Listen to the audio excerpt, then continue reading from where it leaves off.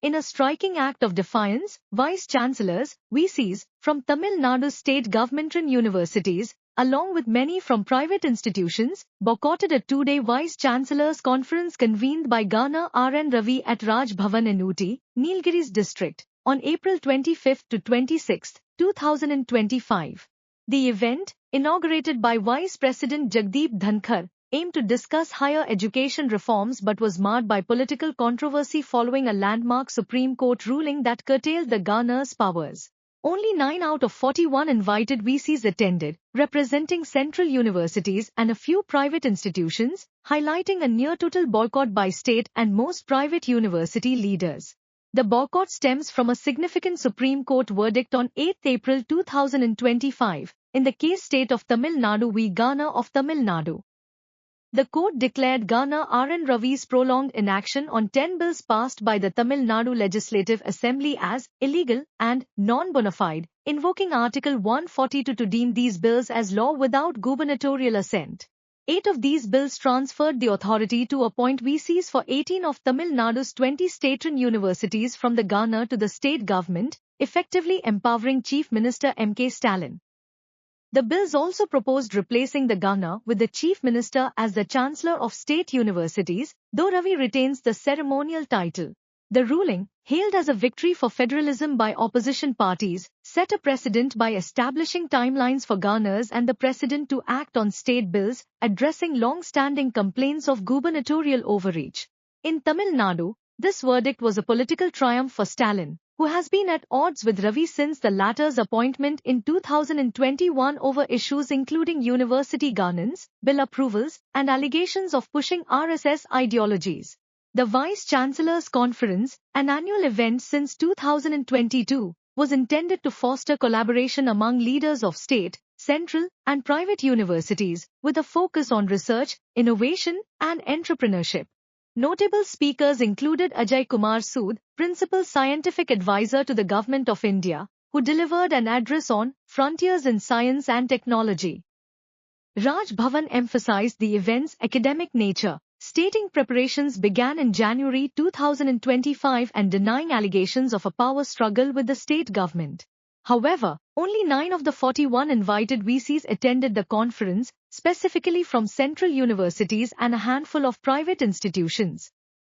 The remaining 32 VCs, including all from state-run universities like the University of Madras and Anna University, as well as many from private universities, boycotted the event. Reports confirmed that by 10:35 a.m. on 25 April, none of the state university VCs had arrived at the venue. Even Tirunelveli Manoன்மணியம் University's VC Chandrasekhar, who was en route, returned in solidarity with the boycott. On 16 April, CM Stalin chaired a historic meeting with VCs and registrars, signaling the state's newfound authority over university governance.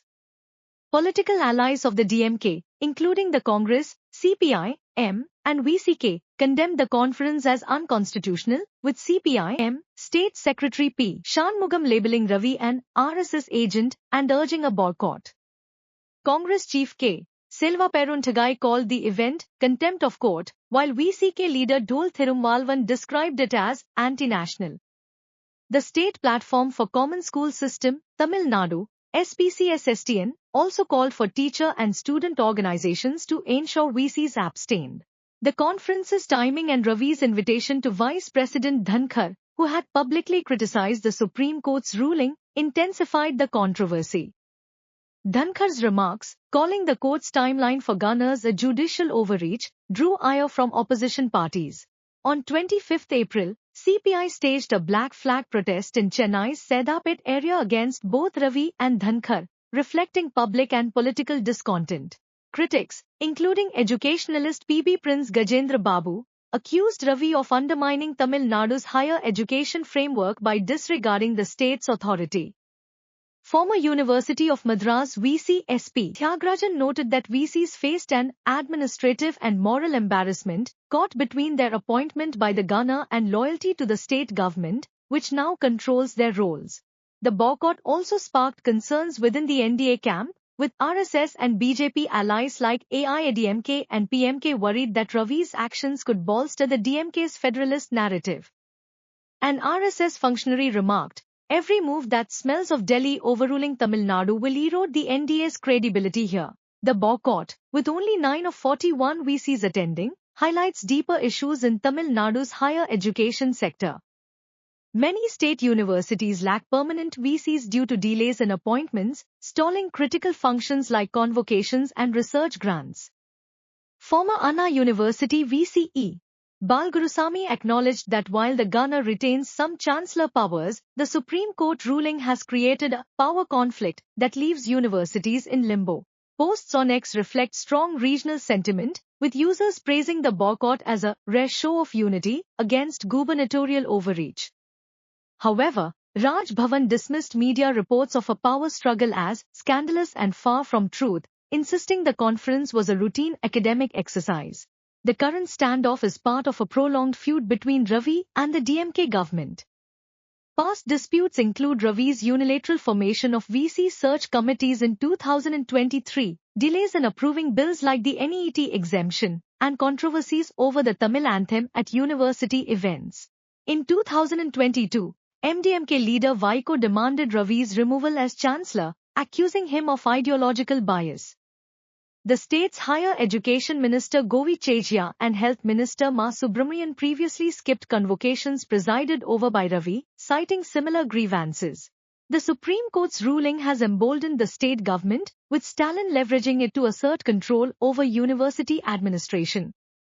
The boycott, backed by political allies and student groups, signals a unified front against perceived central interference. The boycott's implications are significant. It reinforces the state's authority post the Supreme Court verdict but risks further polarizing relations between Raj Bhavan and the government. The centre is reportedly considering a review petition against the verdict, citing concerns over the precedent's exclusion from the process. Meanwhile, a panel chaired by former Supreme Court Judge Justice Kurian Joseph is set to submit an interim report in January 2026 on center-state relations, potentially addressing such conflicts.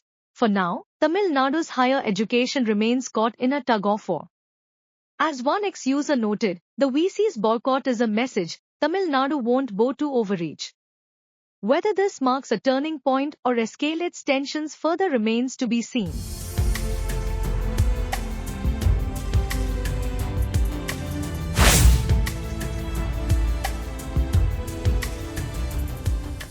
Subscribe to AK Matrix today for in-depth analysis, powerful narratives, and the latest updates on issues that matter to you. Hit that subscribe button now and join the movement.